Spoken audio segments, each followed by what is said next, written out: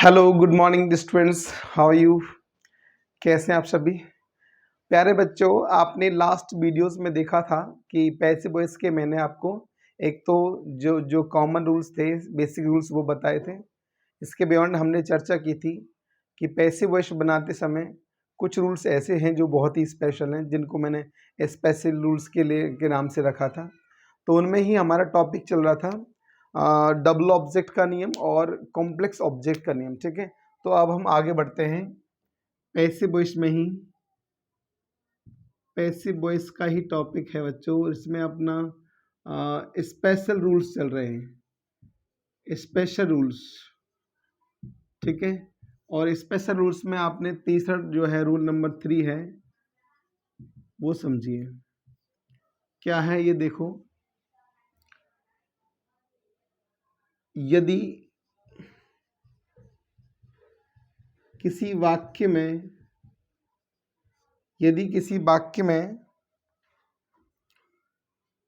Subject पूर्णतः अज्ञात हो,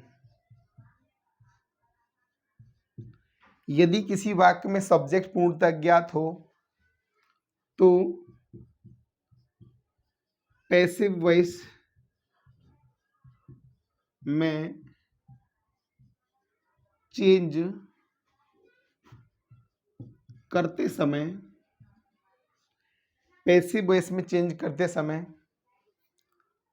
उसे बाई लगाकर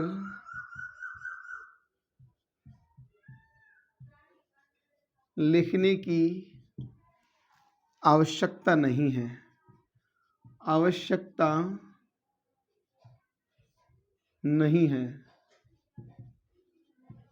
ठीक है बच्चों। अब हमने कहा पूर्णतः अज्ञात, सब्जेक्ट कैसा होना चाहिए?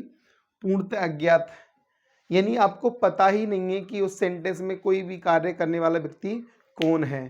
तो मैं सबसे पहले बताता हूं, इसमें अज्ञात कर्ता कौन कौन से, इसे कहेंगे अननोन सब्जेक्ट्स, अज्ञात कर्ता। अब अननोन सब्जेक्ट कौन कौन से हैं ये देखो, हम कह सकते हैं एक तो someone,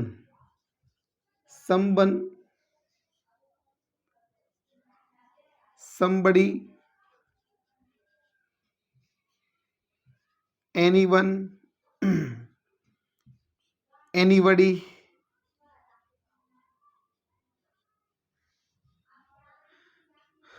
people, crowd, CROWD, crowd, है ना। इसके बियॉन्ड भी आप कह सकते हो दे है, इसको भी माना गया है। ठीक है, और हो सकता है जैसे नो वन भी आ सकता है, या नोबडी भी हो सकता है, या नन भी हो सकता है। ठीक है बच्चों, इनमें से कोई सा भी हो सकता है। तो ये जो है वो कैसे सब्जेक्ट हैं? ये सारे के सारे सब्जेक्ट जो हैं इन्हें हम अज्ञात कर्ता मानते हैं। क्या मानते हैं? अज्ञात कर्ता, यानी हमें पता नहीं होता कि ये कौन है, तो इनको बाय लगाकर लिखने की आवश्यकता नहीं है। आप एग्जाम्पल देखो कैसे। एग्जाम्पल दिया है, someone has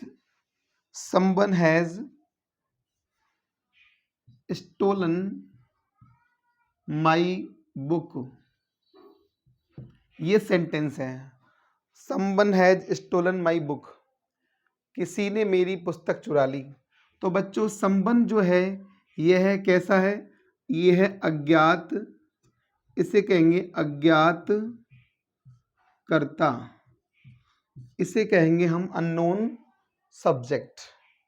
इसमें माई बुक जो है बच्चों वो क्या है? ऑब्जेक्ट है, और ये इसमें वर्ब है। ठीक है, तो अब इसको पैसिव बनाएंगे, तो इसका पैसिव क्या होगा बताओ? सबसे पहले हम ऑब्जेक्ट रखेंगे, और ऑब्जेक्ट क्या है इसमें? My book.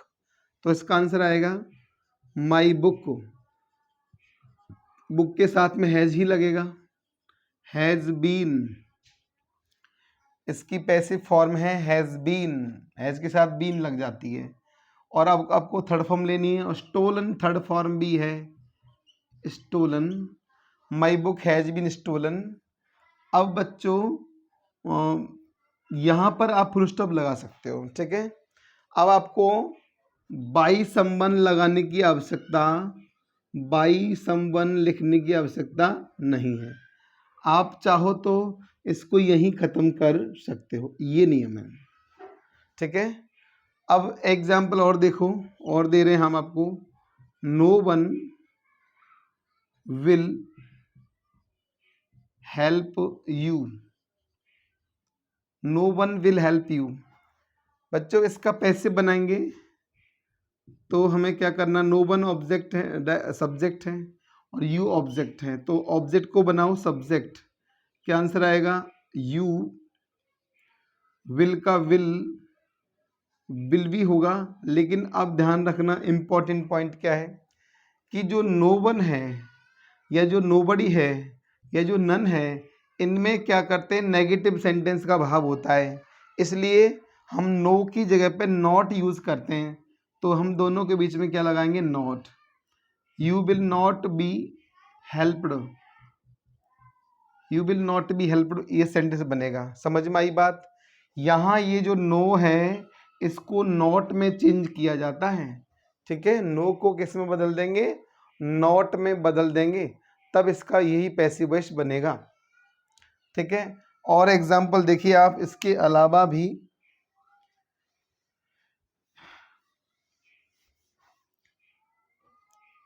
सेंटेंस है, नोबडी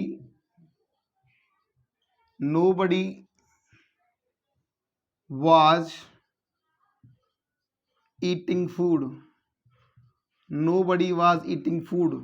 तो बच्चों इसका पैसिव क्या बनेगा, इसका पैसिव बनेगा, फूड को लेके आओ यहाँ पर, फूड was,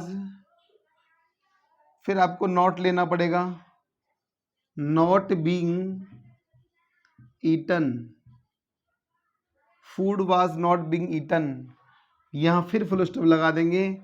आप लोगों को बाई नोबडी लिखने की आवश्यकता नहीं है, यह नियम कहता है। और याद रखना, अगर आप चाहो तो बाई समवन, बाई नोबडी लिख भी सकते हो, तब भी आपका पैसिव गलत नहीं होगा, ठीक है। हमने कई सारे कॉम्पिटिटिव एग्जाम्स में लिखा हुआ देखा है, ठीक है। कई बार ब्रैकेट में भी वो लिख देते हैं, जैसे इसको अगर ये जवाब यूं आए, food was not being eaten, तो इसमें अगर आप चाहो तो नॉट मत लगाओ, लेकिन आपको यहाँ पर क्या है, ब्रैकेट में क्या है, बाई नोबडी लिखना पड़ेगा, बाई नोबडी लिखना पड़ेगा, तब जाके सही होगा ये, ठीक है। लेकिन सबसे बेस्ट तरीका क्या है, आप इसको लिखो ही नहीं, बाई लगा करके लिखने की आवश्यकता नहीं है, ठीक है। यह है वाक्य में पूर्णतः अज्ञात सब्जेक्ट होने पर। यदि किसी वाक्य में सब्जेक्ट पूर्णतः अज्ञात हो, यानी ये सब्जेक्ट हो, तो उनको बाई लगाकर लिखने की आवश्यकता नहीं है। चलिए अब अगला नियम है, अगला नियम क्या है ये देखो, रूल नंबर 4 है, यही इसी से जुड़ा हुआ है, तो मैं मिटा नहीं रहा हूँ, है ना। यदि किसी वाक्य में सब्जेक्ट पूर्णतः अज्ञात हो की जगह पे कह रहा हूँ सब्जेक्ट पूर्णतः ज्ञात हो, है ना। यदि किसी वाक्य में सब्जेक्ट पूर्णतः ज्ञात हो तो पैसिव वॉइस में चेंज करते समय उसे बाई लगाकर लिखने की आवश्यकता नहीं है। यानी अब ये अज्ञातकर्ता की बात नहीं है, अब ये ज्ञातकर्ता की बात है। तो ज्ञातकर्ता क्या होते हैं, ठीक है। हमारा नियम है नोन सब्जेक्ट क्या है। नोन सब्जेक्ट बच्चों, जैसे हम देखते हैं कि फसल काटने का काम कौन करता है, बताइए, किसान करता है, तो किसान क्या हुआ, नोन सब्जेक्ट हुआ। अगर किसी सेंटेंस में लिखना है कि पुलिस ने 4 आरोपियों को पकड़ा, तो पकड़ने का काम किसका है, पुलिस का। अगर हम इसका पैसिव बनाएंगे तो बाई पुलिस लिखने की आवश्यकता नहीं है, ठीक है बच्चों। हमें पता है कि भेड़ चराने का काम कौन करता है, बताइए, भेड़ चराने का काम गडरिया करेगा, तो बाई शेफर्ड लिखने की आवश्यकता नहीं है, ठीक है। ये इस तरह का नहीं। जब हमें पूरा पता ही है कि ये कार्य किया किसने है, जब आपको अच्छे से पता हो कि ये काम करने वाला व्यक्ति कौन है, तो उस कंडीशन में आपको बाई लगाकर लिखने की आवश्यकता नहीं है। ये नियम है, ठीक है। नॉन सब्जेक्ट के बारे में इतना समझना पड़ेगा। जैसे एग्जाम्पल देखो, एग्जाम्पल से आप बेहतर समझ पाओगे। जैसे एग्जाम्पल दिया है, the teacher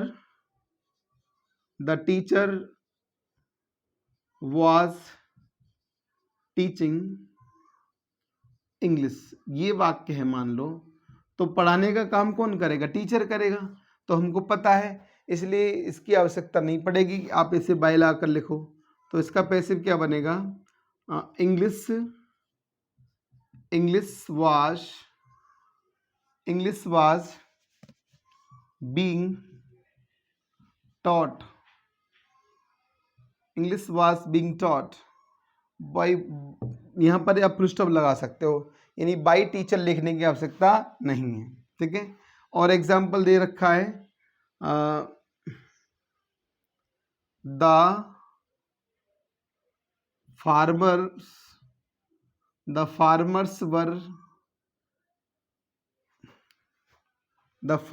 were growing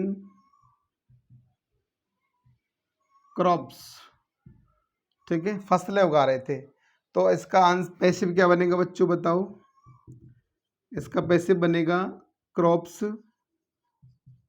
CROPS, crops means फसलें, क्रॉप्स वर बीइंग ग्रोन, और बाई फार्मर्स की आवश्यकता नहीं है, ठीक है। और एग्जाम्पल देख सकते हो, द shepherds,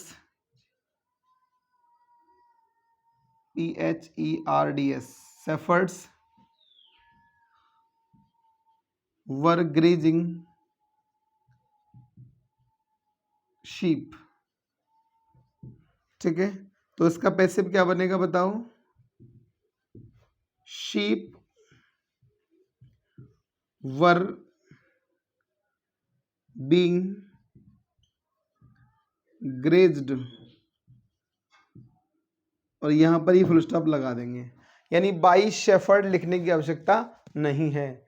दोनों नियमों में कुल मिलाकर के आपने रूल नंबर 3 और रूल नंबर 4 में क्या देखा कि दोनों में लिखा है कि यदि किसी सेंटेंस में सब्जेक्ट पूर्णतः ज्ञात हो या पूर्णतः अज्ञात हो, तो उसको पैसिव बनाते समय बाई लगाकर लिखने की आवश्यकता नहीं है, यानी उसे आप हटा सकते हो। In the rule number 3rd and 4th, it has been said that if the subject is completely known or completely unknown, there is no need to put that known or unknown subject with by using the preposition by, ठीक है। यानी by preposition का प्रयोग करके आपको उसकी लिखने की आवश्यकता नहीं है। ये आपको नियम समझ में आ गया होगा, ठीक है।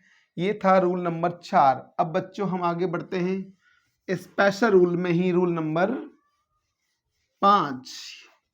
रूल नंबर 5 है रूल 5। क्या है समझो, यदि किसी वाक्य में 2 + B1 हो, 2 + MB1 हो, यानी MB फर्स्ट हो, 2 + MB फर्स्ट हो, तो पैसिव बनाते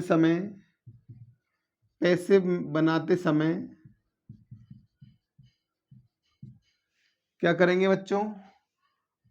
2B + MB थर्ड का यूज करते हैं। नियम समझ में आया? यानी 2 + B1 हो तो 2B + थर्ड फॉर्म में इसको पैसिव वॉइस बनाते समय चेंज किया जाना चाहिए। एग्जाम्पल से आप देखो क्या दिया है। एग्जाम्पल है, Radha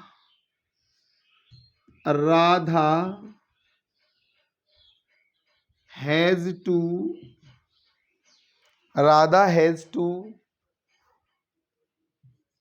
help me, Radha has to help me. तो बच्चों पैसिव क्या बनेगा इसका, मी को क्या बनाएंगे आई, तो आई के साथ में लगेगा हैव ना कि हैज। और ध्यान रहे अब बीन नहीं जुड़ेगा, क्या बीन नहीं जुड़ेगा। बीन क्यों नहीं जुड़ेगा, क्योंकि अब की बार जो है 2+B1 का नियम लग रहा है यहां पर, ठीक है। देखो अगर सेंटेंस में 2+B1 हो, ये 2 है और ये B1 है, ये 2 है और ये B1 है, ठीक है बच्चों। तो इसमें बीन लगाने की आवश्यकता नहीं है, ठीक है। तो आंसर क्या आएगा, आई हैव टू बी, 2 को तो 2B में चेंज कर दिया ना, 2 को 2 में रख दिया और फिर इसके साथ में B और जोड़ना है 2B। अब आपको क्या लेना है, थर्ड फॉर्म, इसके साथ थर्ड फॉर्म क्या होगी, helped, I have to be helped by Radha, ये इसका पैसिव वॉइस बनने वाला है, ठीक है। और देखो बच्चों क्या पैसिव बनेगा, एग्जाम्पल नंबर सेकंड है, she will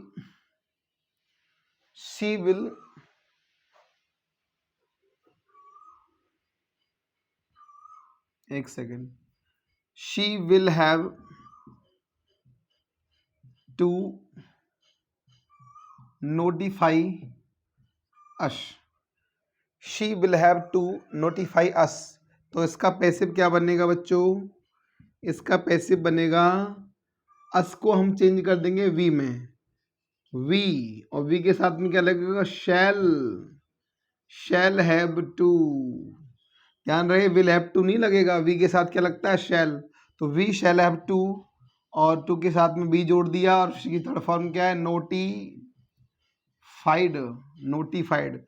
we shall have to be notified by her is the answer, ये इसका पैसिव वॉइस रहेगा। और एग्जाम्पल देख सकते हो बच्चों, तीसरा देखो, तीसरा एग्जाम्पल है, he had to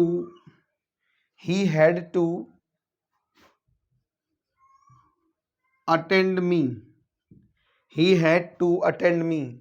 तो बच्चों इसका पैसिव क्या बनेगा बताएंगे, मी को किस में चेंज करेंगे, आई में, आई के साथ में वही आएगा हैड टू बी और थर्ड फॉर्म क्या लगेंगे, अटेंडेड बाई हिम, ठीक है बच्चों। ठीक है, आपको समझ में आ रहा है क्या,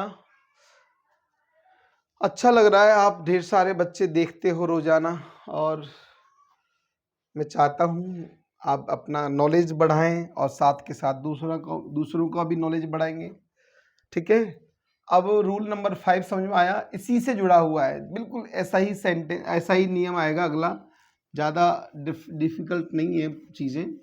रूल नंबर 6 देखेंगे, क्या कहता है रूल नंबर 6 बच्चों। रूल नंबर 6 है, यदि वाक्य में going to plus MB first हो, ऐसा ये कोई ज़्यादा अंतर नहीं है, going to plus M first हो तो उसे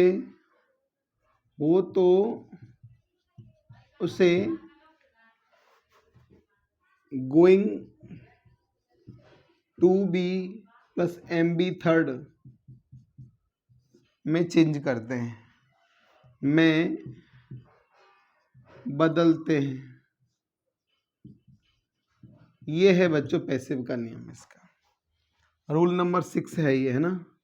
यदि एक्टिव वॉइस में गोइंग टू प्लस B1 आपको दिखाई दे, गोइंग टू, तो आपको क्या करना है, पैसिव वॉइस में बदलना है, तो उसे गोइंग टू बी, इसको क्या कर देंगे, going to be plus MB third का यूज करेंगे। एग्जाम्पल्स देखिए बच्चों, एग्जाम्पल्स क्या हैं, पहला है, she was going to ask money, she was going to ask money. तो इसका पैसिव क्या बनेगा बच्चों? पैसिव बनाएंगे वही ऑब्जेक्ट को क्या बनाएंगे? सब्जेक्ट बनाएंगे। सब्जेक्ट को क्या बनाएंगे? ऑब्जेक्ट। तो मनी को लाएंगे और सब्जेक्ट आएगा मनी। मनी के साथ में लगेगा वॉज। बच्चों गोइंग आ रहा है तो बीइंग नहीं लगेगा, ध्यान रखना, गोइंग का गोइंग ही रहेगा। टेंस भले ही इसमें पास्ट करने से, लेकिन टेंस जो है, जैसे आपने अभी जब देखा था कि हैज के साथ में हमने बीन नहीं जोड़ा। क्यों नहीं जोड़ा? क्योंकि इसमें 2+B1 का नियम लग रहा था। अभी भी आप बीइंग नहीं जोड़ोगे, ध्यान रखना। यानी आपको मैंने बताया था कि प्रेजेंट कंटिन्यूअस टेंस और पास्ट कंटिन्यूअस टेंस और फ्यूचर कंटिन्यूअस टेंस का पैसिव बनाते समय आपको बीइंग का प्रयोग करना पड़ता है, लेकिन यहाँ आप बीइंग का प्रयोग नहीं करेंगे क्योंकि यहाँ पर गोइंग 2+B1 का अलग से नियम लागू हो रहा है। तो आंसर आएगा money was going to be asked by her. ठीक है बच्चों, money was going to be asked by her, तो इसमें बीइंग का प्रयोग नहीं करेंगे। और देखो दूसरा सेंटेंस है, ही was going to earn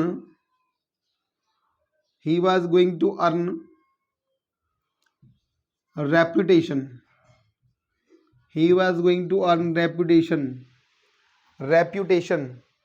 तो इसका पैसिव क्या बनेगा बच्चों? बनाएंगे तो क्या होगा, बोलो? रेपुटेशन ऑब्जेक्ट है, ही सब्जेक्ट है, आंसर आएगा reputation was going to be earned by him। ये इसका पैसिव बनेगा, है ना। और एग्जाम्पल देख सकते हो, एग्जाम्पल नंबर 3 है, I was going to cook food। तो इसका पैसिव क्या बनेगा बच्चों? इसका पैसिव बनेगा फूड वाज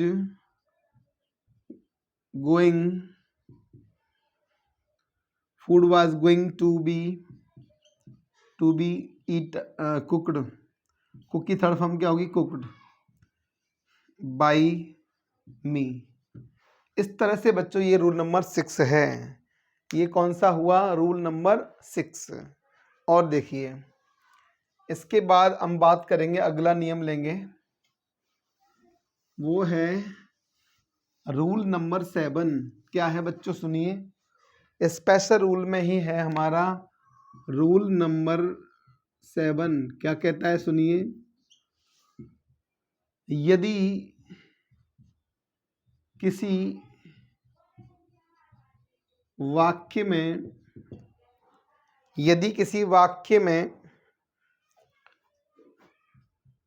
निम्न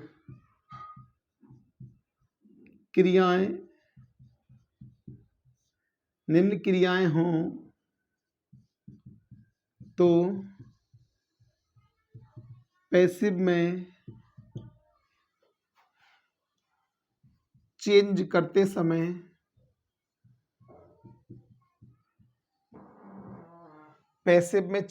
समय बाई प्रीपोजिशन के बजाय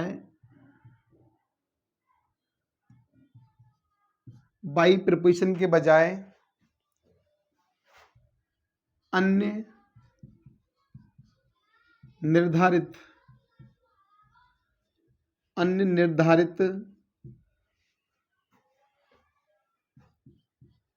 प्रीपोजिशन का यूज करते हैं।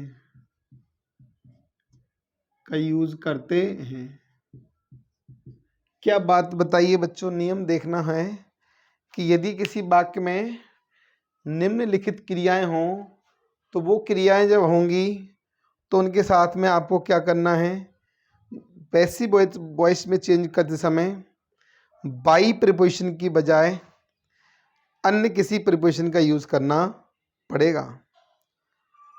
जैसे आपको बताते हैं क्रियाएं कौन कौन सी हैं।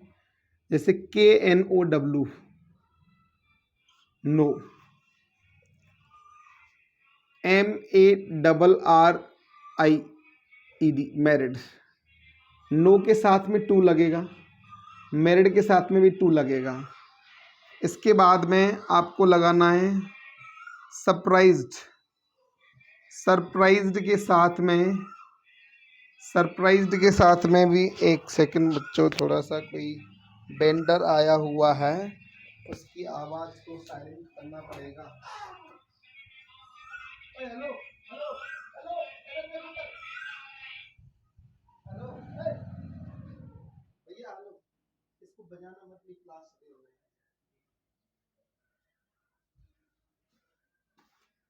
सॉरी फॉर डिस्टरबेंस गाइस, एक बेंडर आ गया था, तो वेल थोड़ी हुटर्स वगैरह हैं, उसकी आवाज़ आती है। तो सरप्राइज्ड के साथ में आपको एट लगाना होगा, और कंटेन वर्ब अगर आए CONTAIN, तो कंटेंड के साथ कंटेंड वर्ब आने पर आपको इन लगाना होता है। ठीक है बच्चों। एक वर्ब है फिल्ड, फिल्ड के साथ में बच्चों इन लगाना होगा। ठीक है। और भी बहुत सारी क्रियाएं हैं, तो उसमें ध्यान रखना पड़ता है कि उन क्रियाओं के अनुसार ही जो है आपको क्या है प्रीपोजिशन लगाना पड़ता है। जैसे अगर वेलकम शब्द है, एक वेलकम वर्ब है, तो वेलकम के साथ में क्या लगाएंगे, टू लगाएंगे। वेलकम वर्ब के साथ में क्या लगाएंगे, टू लगाएंगे। ठीक है। एक वर्ब है एस्टोनिस्ड, इसके साथ में भी बच्चों आपको क्या लगाना होगा, एट लगाना होगा। क्या लगाना होगा, एट लगाना होगा। ठीक है बच्चों। एग्जाम्पल देखिए, एग्जाम्पल समझिए, बहुत अच्छी तरह से इस पर ध्यान देने की बात है। अपना सेंटेंस है Ramesh married Geeta, Ramesh married Geeta, married, अब इसमें विद भी लगा सकते हैं हम। ठीक है बच्चों, टू का भी प्रयोग कर सकते हैं, विद का भी कर सकते हैं। तो पैसिव वॉइस बनाएंगे, क्या है एग्जाम्पल देखें। पहला रमेश सब्जेक्ट है और गीता ऑब्जेक्ट है, तो बच्चों इसका पैसिव क्या बनेंगे, गीता यहाँ रखेंगे, Geeta was married to Ramesh, Geeta was married to Ramesh. इसे अगर आप बाई रमेश लिखोगे तो वह गलत होगा, अगर आप इसे बाई लगा कर लिखोगे तो वो गलत होगा। ये इसमें ध्यान रखने की आवश्यकता है, बहुत ज़्यादा जरूरी है। और देखो बच्चों, एग्जाम्पल नंबर सेकंड देखो, द बुक कंटेन्स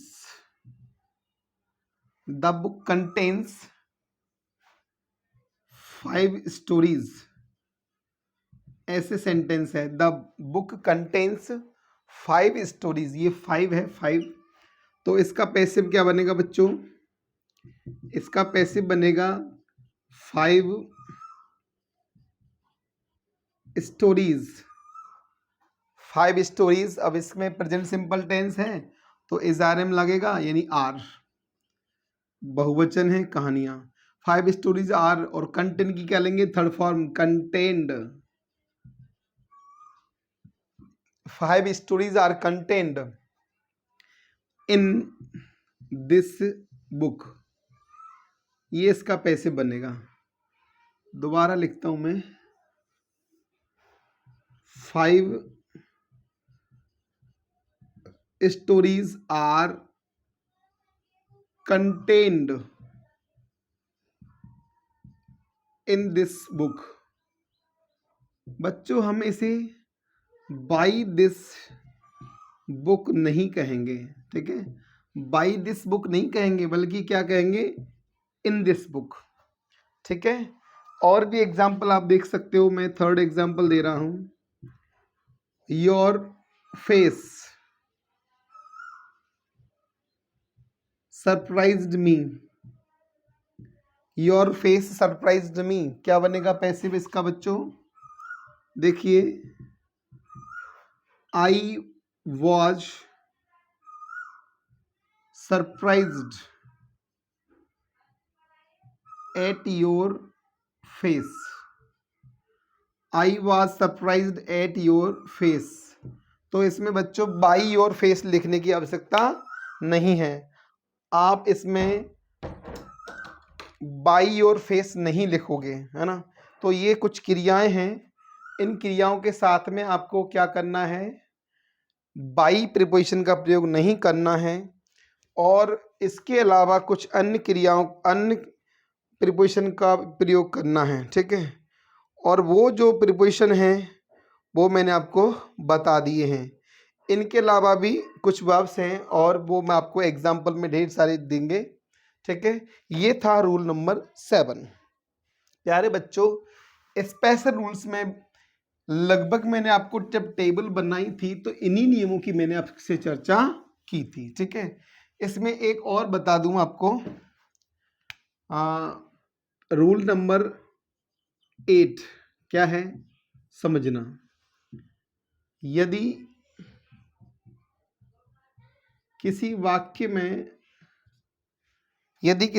में इंट्रांजिटिव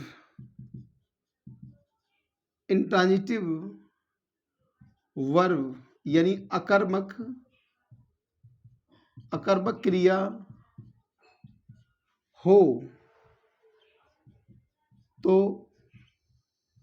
पैसिव बनाते समय इट इज या इट वाज प्लस सेड या थॉट या बिलीव्ड या कंसीडर्ड आदि क्रियाओं का यूज करते हैं, है ना। इट वाज या इट इज, टेंस के अनुसार तो इट वाज या इट इज लेंगे, उसके बाद में आपको थर्ड फॉर्म लेनी है आवश्यकता अनुरूप। एग्जाम्पल से समझ पाओगे ये नियम क्या है। देखो एग्जाम्पल है पहला, शी इज पुअर। अब बच्चों इसका पैसे वैसे तो नहीं बनेगा, है ना, क्योंकि इसमें क्रिया कैसी है, अकर्मक क्रिया, इसमें मेन वर्ब भी नहीं है, तो इसका पैसिव वैसे तो बनेगा नहीं, लेकिन हम इसका बना सकते हैं इस नियम के तहत। तो इसमें टेंस है इज का मतलब प्रेजेंट, तो हम बनाएंगे इट इज।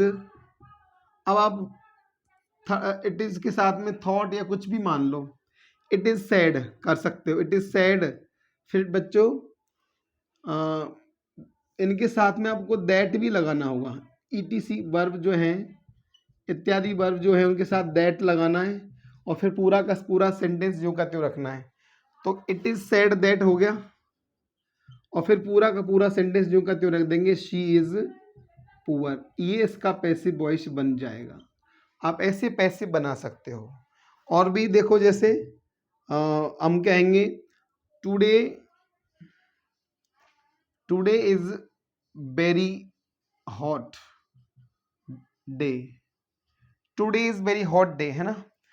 तो बच्चों इसका पैसिव क्या बनेगा, पैसिव बनेगा इट इज कुछ भी, it is said that today is very hot day, today is very hot day, ठीक है बच्चों।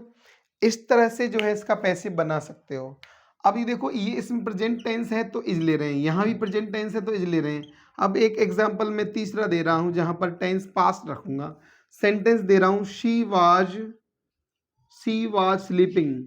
बच्चों यह पास्ट का है, शी वाज स्लीपिंग का पैसिव क्या बनेगा, देखिए ध्यान रखना। सबसे पहले हम लेंगे it was sad, it is sad. चाहो तो इट वाज थॉट भी कर लो, बिलीव्ड कर सकते हो, कुछ भी। तो it was said that she was sleeping, यह बनेगा बच्चों इसका पैसिव वॉइस। ठीक है, ये बात समझ में आई क्या? ये थे बच्चों स्पेशल रूल्स। ठीक है, अब आपको आई होप कि ये सारे स्पेशल रूल्स समझ में आ गए होंगे। और I always request you to please like my videos, share my videos, and to grow more and more subscribers, and it would be your great support to me. Thank you very much, keep watching.